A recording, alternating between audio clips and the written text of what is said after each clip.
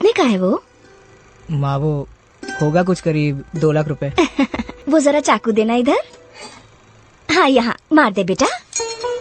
माँ? दोस्तों, आज की दुनिया में किसी का भी भरोसा नहीं किया जा सकता है। किसी से भी हमारा मतलब है, अपने खुद के परिवार पर भी नहीं, क्योंकि आज के समय में कुछ ऐसे लोग भी हैं जिन्होंने अपराध के मामले में अपने परिवार को भी नहीं छोड़ा। जी हाँ दोस्तों, आज की इस वीडियो में हम आपको ऐसे ही 2 केसों के बारे में बताने जा रहे हैं जिसमें लोगों ने लालच की खातिर अपने परिवार को ही मौत के घाट उतार दिया। पहली घटना है जहां एक सगे भाई ने संपत्ति के लालच में अपने अपाहिज भाई के पूरे परिवार को मौत के घाट उतार दिया। और दूसरी घटना तो ऐसी है कि आप सोच भी नहीं सकते, जिसमें एक बेटे ने सिर्फ इस बात पर अपनी मां को मौत के घाट उतार दिया क्योंकि उसकी मां ने उसे उसकी फेवरेट बाइक नहीं दिलाई। आइए इन दोनों ही घटनाओं को डिटेल में जानते हैं। पहली घटना, संपत्ति के लालच में अपाहिज भाई और पूरे परिवार को मौत के घाट उतारा। ये कहानी यूपी के भिवानी में रहने वाले आरोपी विजेंद्र और उसके सगे भाई जितेंद्र की है। विजेंद्र घर का बड़ा बेटा था, लेकिन फिर उसके अपने छोटे भाई जितेंद्र जितनी न तो संपत्ति थी और न ही उसके जितनी समाज में इज्जत। छोटा भाई जितेंद्र एक गवर्नमेंट टीचर था और उसने अपनी मेहनत से करोड़ों रुपए की संपत्ति बना रखी थी।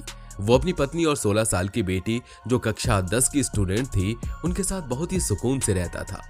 बड़े भाई के पास भी लाखों की संपत्ति थी, उसकी पत्नी भी गवर्नमेंट टीचर थी, लेकिन फिर भी विजेंद्र की नजर अपने छोटे भाई की संपत्ति पर थी। स्वभाव की बात करें तो जितेंद्र बहुत ही सज्जन व्यक्ति था और टीचर होने के कारण सभी उसकी बहुत इज्जत भी करते थे। दूसरा बड़ा भाई विजेंद्र शुरू से ही आपराधिक प्रवृत्ति का था। उसके खिलाफ थाने में भी कई केस दर्ज थे। उसकी इस आपराधिक मानसिकता के कारण से लोग उसे डॉक्टर भी कहते थे। विजेंद्र शुरू से ही चाहता था कि जितेंद्र की शादी ना हो, जिससे उनके परिवार की पुश्तैनी जायदाद के ज्यादा दावेदार न हो। उसने इसके लिए अपनी सगी बहन से भी झगड़ा कर लिया था, लेकिन छोटे भाई जितेंद्र ने न केवल शादी की बल्कि इतना काबिल बना कि नई बस्ती में स्थित विजेंद्र का घर भी 52 लाख रुपए देकर खरीद लिया। इसके बाद अब जितेंद्र के पास गांव में 4 एकड़ पुश्तैनी जमीन, शहर में 2 घर, करोड़ों की जायदाद हो गई। अपने अपाहिज भाई की इतनी प्रॉपर्टी देखते हुए बड़े भाई विजेंद्र के मन में जितेंद्र की प्रॉपर्टी हड़पने का लालच आ गया और ऐसा करने के लिए विजेंद्र काफी अरसे से साजिश भी रच रहा था। अपने हालात बदलने के मकसद से वो कुछ ऐसा करने का सोचता है जिससे आगे चलकर दोनों भाइयों के परिवार की सारी खुशियां छिन जाती हैं। 27 जनवरी को जितेंद्र, उसकी पत्नी सुशीला और 16 साल की बेटी का शव संदिग्ध हालत में घर के ही एक बेड में पड़ा मिला, जिसके बाद पूरे मोहल्ले में हड़कंप मच जाता है। पुलिस मौके पर पहुंचकर प्रारंभिक जांच शुरू कर देती है। पुलिस को शुरू में पता चला कि उन सब की मौत अंगीठी के धुएं से दम घुटने की वजह से हुई है और पोस्टमार्टम रिपोर्ट आने के बाद ये कंफर्म भी हो गया कि उन सभी की मौत अंगीठी के धुएं से दम घुटने की वजह से हुई है। पुलिस को शुरू से ही जितेंद्र के करीबियों पर शक था और थोड़ी ही जांच में शक की सारी सुइयां विजेंद्र की ओर घूमने लगी। और जब पुलिस ने सख्ती से पूछताछ की तो विजेंद्र ने अपना गुनाह कबूल करते हुए पुलिस के सामने सारे राज खोल दिए। विजेंद्र ने अपना गुनाह कबूल करते हुए बताया कि वो अपने छोटे भाई के परिवार को 26 जनवरी के दिन गाड़ी में बिठाकर अपने पैतृक गांव बड़ी भेड़ी में परिजनों से मिलाने लेकर गया था और शाम को जब वे सभी गाड़ी से लौट रहे थे तो उसने 6 माह पहले अपना मकसद पूरा करने के लिए खरीदी हुई नींद की गोलियों को बड़ चौक पर एक जूस की दुकान पर जूस लेने के दौरान मिला दिया और तीनों को 6 पत्ते नींद की गोलियों का ओवरडोज दे दिया। इसके बाद घर पहुंचते ही जितेंद्र और उसकी बेटी एक ही बेड पर गहरी नींद में सो गई। जितेंद्र की पत्नी सुशीला भी दूसरे कमरे में सो गई। इसके बाद आरोपी विजेंद्र ने सुशीला को उठाकर बेटी और पति के साथ बेड पर सुला दिया। इस दौरान सुशीला के नाक की नथ भी टूटकर नीचे गिर गई थी और उसके नाक से खून भी बहने लगा था। फिर विजेंद्र ने गैस पर लकड़ी जलाकर कोयला बनाया और कमरे में अपने साथ लाई अंगीठी जला दी, जिससे पूरा कमरा धुएं से भर गया। उसने ऐसा इसलिए किया ताकि सभी को लगे कि जितेंद्र के परिवार की मौत अंगीठी के धुएं की वजह से हुई है। विजेंद्र ने पुलिस को बताया कि उसने कुछ महीने पहले ही अखबार में किसी व्यक्ति की अंगूठी के धुएं से मरने की खबर पड़ी थी, जिससे विजेंद्र को भी ऐसा करने का आइडिया आया था। विजेंद्र ने इस अपराध को अंजाम देने के लिए अपने एक दोस्त प्रदीप का साथ लिया था। विजेंद्र जिस समय घर के अंदर अपराध को अंजाम दे रहा था, उस वक्त प्रदीप भी वहीं मौजूद था। भाई के परिवार को प्लान के मुताबिक मौत के घाट उतारने के लिए विजेंद्र अपने साथी प्रदीप के साथ 3 घंटे तक घर पर रहा उसने इस हत्या को हादसा दर्शाने के लिए हर संभव माहौल बनाया और सबूत मिटाने की भी पूरी कोशिश की।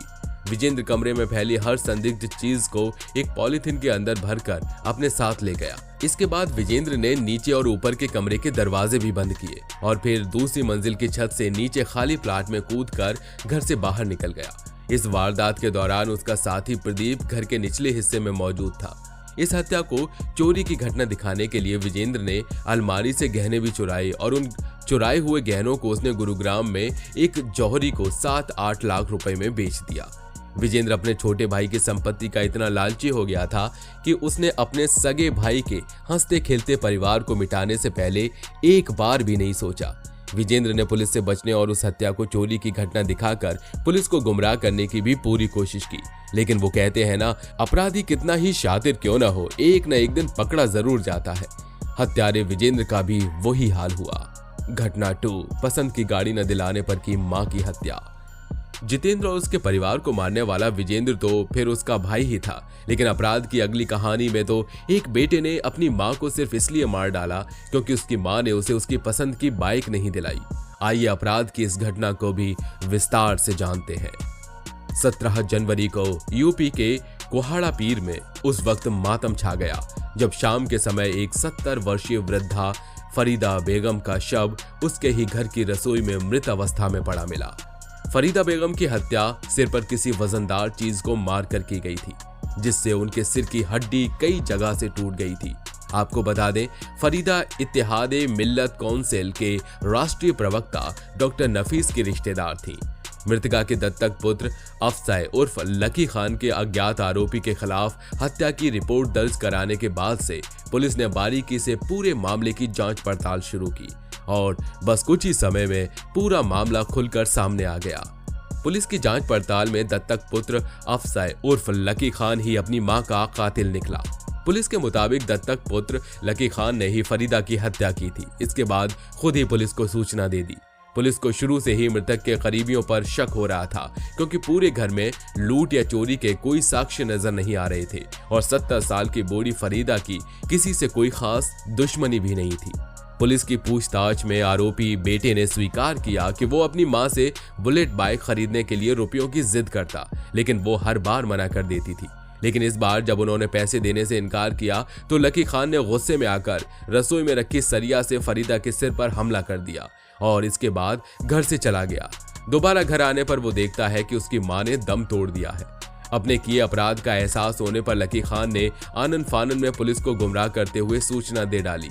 आरोपी लकी खान के पिता मोइन खान का पहले ही निधन हो चुका था और शादी के बाद से लकी अपनी पत्नी के साथ मां से अलग लल्ला मार्केट में रहने लगा था। कोहाड़ा पीर के उनके पुराने घर में नीचे दुकानें हैं और ऊपरी मंजिल पर मां फरीदा अकेले रहती थी। लकी अपनी मां को सुबह का नाश्ता, दोपहर और शाम को खाना देने के लिए जाया करता था।